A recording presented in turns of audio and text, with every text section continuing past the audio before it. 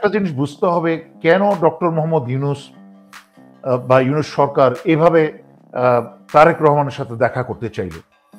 কারণ দেশের ভিতরে যখন পরিস্থিতি, রাজনৈতিক পরিস্থিতি নিয়ন্ত্রণের বাইরে চলে যাচ্ছিল, কিন্তু মূলত লন্ডনে ওনার ভ্রমণটা ছিল তারেক রহমানের সাথে দেখা করা, রাজনৈতিক অস্থিরতাটাকে সামাল দেওয়া, বিএনপির বদনামগুলা দূরে সরিয়ে বিএনপিকে সমস্ত বদনাম গুছিয়ে ফেলার এই সময়। এবং উনি যদি আমির খসরুদেরকে না সরান, তাহলে উনি দেশে আসার পরপরই জিয়াউর রহমানের মতো তারেক রহমানকেও খুন করা হবে, ভারত হত্যা করবে। আপনি আমার ভিডিওতেও বলেছি, আপনার ভিডিওতেও, কারণ প্রচারই প্রসার, কথাটা বিএনপির কানে ঢুকুক যে আমির খসরুদের মতো লোকজনকে যদি না সরিয়ে, এদেরকে সংস্কার না করে, ভারতের গোলামদেরকে না সরিয়ে যদি তারেক রহমান বাংলাদেশে আসে এবং বাংলাদেশের রাজনীতি করে নির্বাচন হয়ে প্রধানমন্ত্রীও যদি হয়, ওনার ভাগ্য হবে ওনার বাবার ভাগ্য। ক্ষণজন্মা বাংলাদেশে সোনার বাংলাদেশ করে ফেলতেন, মাত্র কয়েকটা বছর পেয়েছিলেন, কিন্তু ভারত এবং স্বৈরাচারী হাসিনা, দেশদ্রোহী হাসিনার কারণে ওনার জীবন গেল।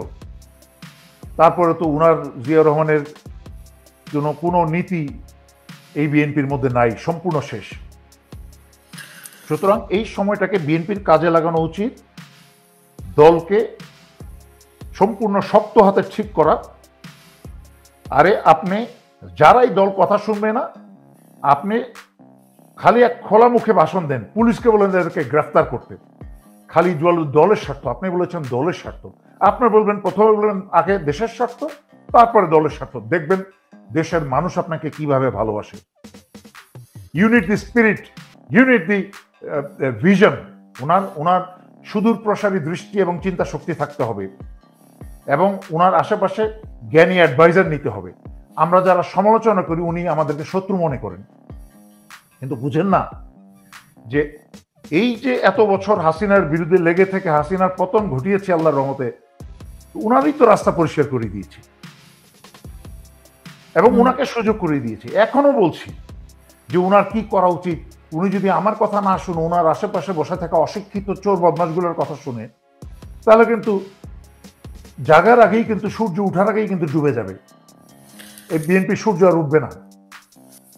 আমি রাজনীতি করি না, কিন্তু আল্লাহর দেওয়া যতটুকু গুণে আমি যা চিন্তা করি, চিন্তা করে দেখেন, বিএনপি 16 বছরে অবকাঠামোগতভাবে বিএনপি কিন্তু ভারত এবং আওয়ামী লীগ ধ্বংস করে দিয়েছে।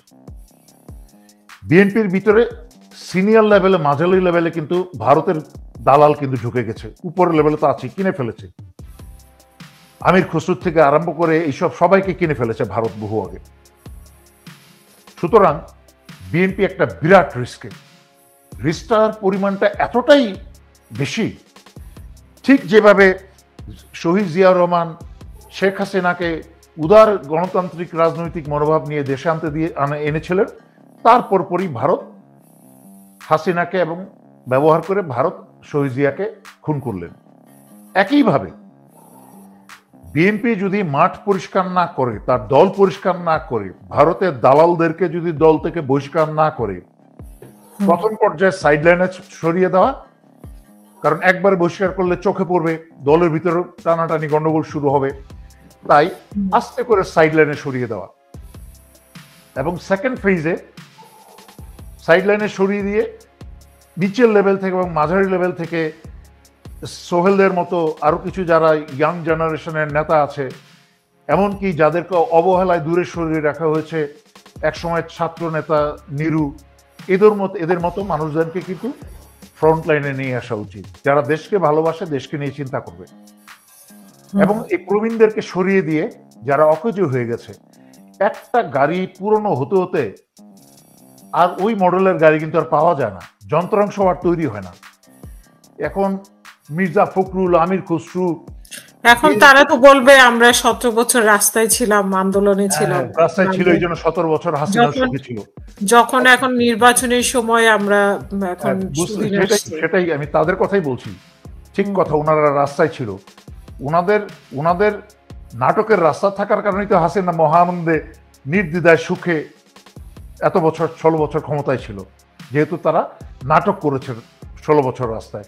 কিন্তু প্রাণ দিয়েছে এবং সমস্ত অত্যাচার সহ্য করেছে বিএনপি তৃণমূলের ছেলেমেয়েরা, যারা ধান খেতে এবং মাঠে ঘাটে ঘুমিয়েছে। এগুলা বহুবার বলেছি। যাই হোক, তো আর এইসব সিনিয়র নেতারা ভারতের গোলামগুলা কিন্তু মজা করেছে। 7 দিন জেলে থেকে নাটক করেছে, আবার হাসিনাই ছেড়ে দিয়েছে, আবার বাইরে এসে চিয়ার্স। তো সোজা কাজের কথায় আসি।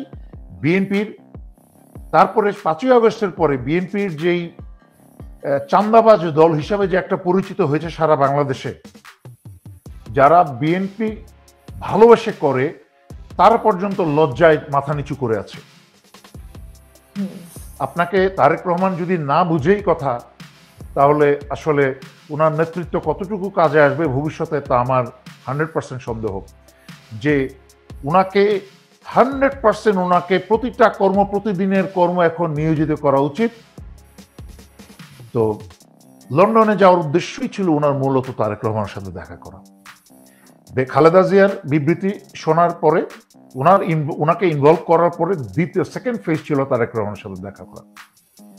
বাকি কোন কি বলে লন্ডনের প্রধানমন্ত্রী দেখা করলো কি না করলো, কি হলো না হলো, ওগুলো হচ্ছে পরের ব্যাপার।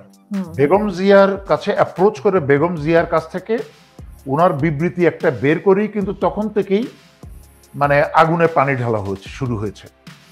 এবং তার পরবর্তীতে লন্ডনে ভ্রমণ হয়েছে কিন্তু মূলত তারেক রহমানের সাথে দেখা করার জন্য।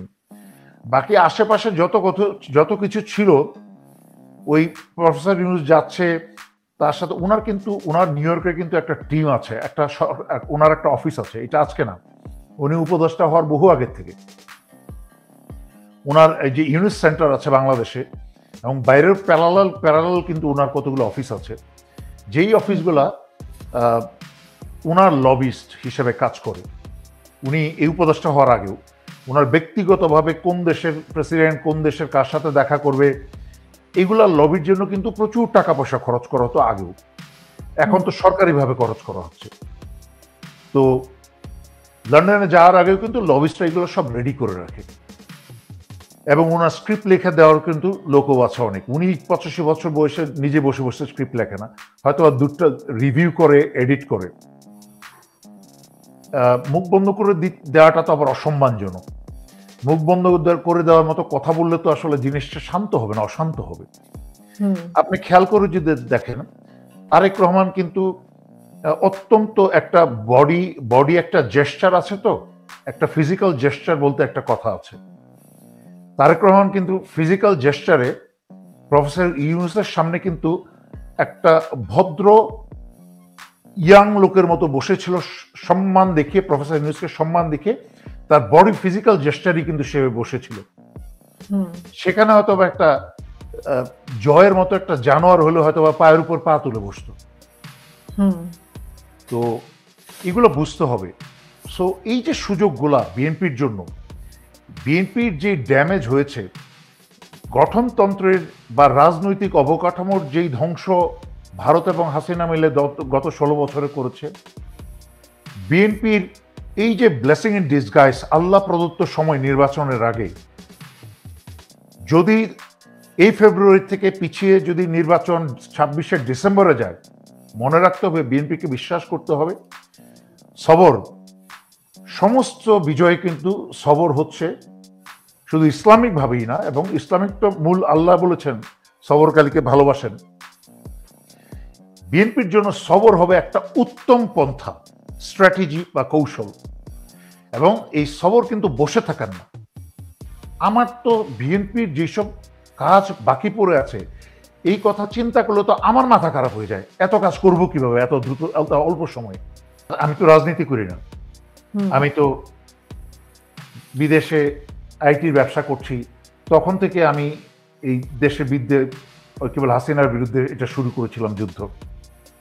কিন্তু আজকে এখনো যদি আমি বাংলাদেশে যাই, আমি ভিডিওতে, ইউটিউবে, ফেসবুকে, সোশ্যাল মিডিয়াতে কথা বলে জনগণকে যতটুকু অনুপ্রাণিত করতে পারি, আমি যদি বাংলাদেশে সশরীরে ইনশাল্লাহ চলে যাব, সামনেই এই বছরই যাব, আমি সশরীরে গেলে চিন্তা করেন এই উৎসাহটা, এই উদ্দীপনাটা এবং এই কাজগুলো কিন্তু আরো 100 গুণ বেড়ে যাবে। সুতরাং একটা মানুষ যখন জনতার মাঝখানে থেকে কথা বলে এবং কাজ করে এবং উদাহরণ দেখায়, লিডারশিপের one of the leadership traits বা লিডারশিপের গুণাবলীর একটা হচ্ছে সেট সেলফ এক্সাম্পল। নিজের এক্সাম্পল করে দেখো, লিডারদের এটা দায়িত্ব। তারেক রহমান যদি আজকে বাংলাদেশে গিয়ে, সবচেয়ে প্রথম নির্বাচনী প্রস্তুতির ধারা হচ্ছে তারেক রহমানকে বাংলাদেশে যেতে হবে। তারেক রহমান বাংলাদেশে গিয়ে যাওয়ার সাথে সাথে বিএনপির মনোবল, তাদের শৃঙ্খলা, কারণ ঘরের মাঝখানে যখন বাপ না থাকে তখন কি করে, ছেলেমেয়েরা উচ্ছৃঙ্খল হয়ে যায়।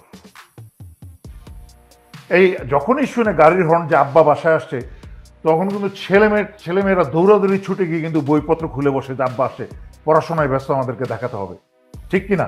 আমি কিন্তু বিএনপিকে ডিসকারেজ করছি না, বিএনপির কিন্তু উৎসাহিত থাকা উচিত, উৎসাহিত থাকা উচিত।